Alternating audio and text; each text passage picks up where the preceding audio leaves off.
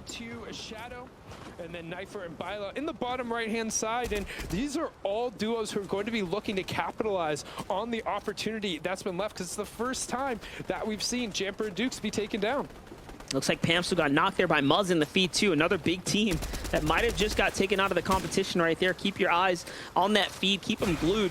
30 seconds left now in zone 3 here. Things are really starting to cut down now. Pamsu gets fully finished there by Jeff. So yes, that is a full finish. Another team that had the opportunity to take advantage here. That's what we talk about. You have to take advantage of these teams falling, especially when number 1 is out. And look at this, Fashion Pamsu do not manage to do just that. They get hit up on the rotate there. Commandment finds TK. So let's see what OMG Me and Shadow can do here. Couple duos in the line of sight. Sprite and Downsy, of course, this is the first time making it past the drop, making it past the spawn. They get a taste of their early game or mid-game fights now up against Our and Crew. They got a little pinch going on there. Bucky and Kim still in the game here, trying to break triple digits right now. Keep an eye on that top left. Shadow actually getting a knock there on to Cracked. We'll get the full confirmation, but keep an eye on the bottom right-hand corner. You can see everyone's starting their rotation. Based on the length of the line and the fact that we don't actually see the safe zone, you know they pretty much have a max distance pull to the other side.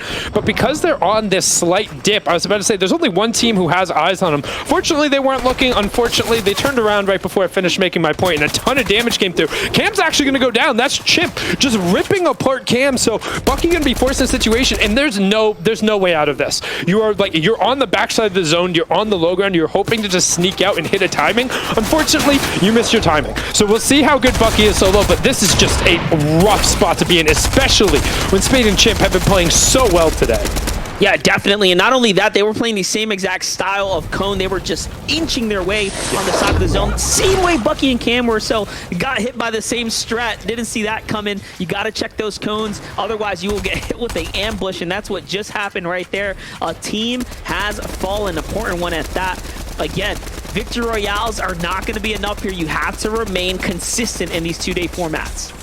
Now keep your eye on the bottom right-hand corner. We have that 4th zone. We'll see the Storm Surge warning as well. Only 5 duos potentially under pressure from it, but noting that we're in the 4th zone, everyone is going to pack around the outside. You can see the movement already happening as only one team really isn't even heading towards the zone right now. You can see them out in the corner of the Storm, but everyone is just trying to trade some shots as Miro and Boga, we're under a bunch of pressure, but Miro going to open that up a little bit more, chaining together some body shots there. As we see, Nosh and Paper, they're below Storm Surge right now and only got 35 seconds to figure it out.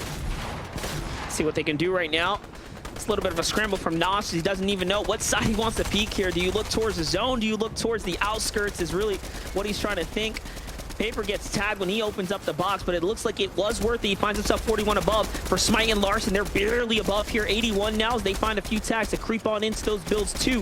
Big load out there for Smite and Larson as well. They're hoping the zone pulls their way. If it does, this might be our team. This might be a team that can actually take advantage, as we've seen multiple teams inside the top 10 already cut out of the competition. So things are really opening up here. Yeah, as the emote goes, I'm going to leave the door open, and right now, Smite and Larson are the ones who are walking right through it. 104 above, but unfortunately, Monster, you were saying, man, if the zone drops, I'm going to be really good. Well, looking at the bottom right-hand corner, that's a pretty long white line they got. That's a near max distance pull. I mean, there are a couple degrees over the right that help them, but right now, 2 duos being pressured by Storm Surge. One of them is on the right side of the screen, the French Canadians. Nick and Beef having a tough time, and Nick gets shredded, and Beef might end up being the one who gets tossed in the sandwich. When all is said and done, they will end up being slightly above, and he'll shift that Storm Surge focus onto another duo, but it doesn't matter as we hit 50 players. He goes down, and that's Spade actually picking up a key Elam point there onto Nick. This is such a tough rotate for Smite and Larson right now. They have a team that's in front of them, and then everyone else based up in front. I think they have to count their lucky stars. The trees are still up, so the line of sight was all blocking. Just like that, they cut straight up the middle, and they make it on in, but they pause a little too soon.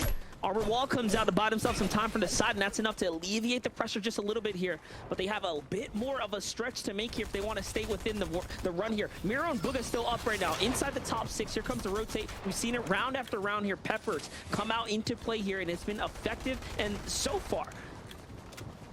Yeah, rather than a hop, skip, and a jump, it was just a hop, slide, and a jump into the zone there, but swing back on over our current 6th place team. You can see everyone kind of trying to get a little bit of space on our right-hand side, on the left-hand side. Get a look at the lobby, still see Clix and Day right on top of each other. On your right-hand side, Knifer and Bile on the top. Left-hand side, Sprout and Nounsy still up on their feet, which shows when they get out of the Greasy Groves, they get their tacos. They're able to kind of move along. They said, hey, we are well supplied, got plenty of sustenance, and now we're able to push through. Just the annoyance of Agers and Rise removed have given them access to the end game for the first time, as we are now into our cascading placement points. No solo riders left. Everyone has a buddy monster as we're into our 5th end game here, the Chapter 3 Season 1 FNCS Finals for NAs. Mira and Boogie, though, looking to try to cut this number down just a little bit here as they have a weakened duo on the other side of the wall. Those shots are starting to come out. High ground, Spade and Chimp on one side, your 4th place team on the other, your 3rd place team on the other side. So again, when you look at that wide shot, you see how many teams that are still within the top 10 that are alive right now. We have about 6 or 7 teams, 3rd, 4th, 5th, and 6th are all still alive here. So there's opportunity on the board. Mind you, our number 1 squad is out. Larson finds Scented there. Huge Elan for them as they were inside that 8th position. Mind you, they were rotating straight up and they needed those extra materials for the refresher. Stretch is going to be the one that gets the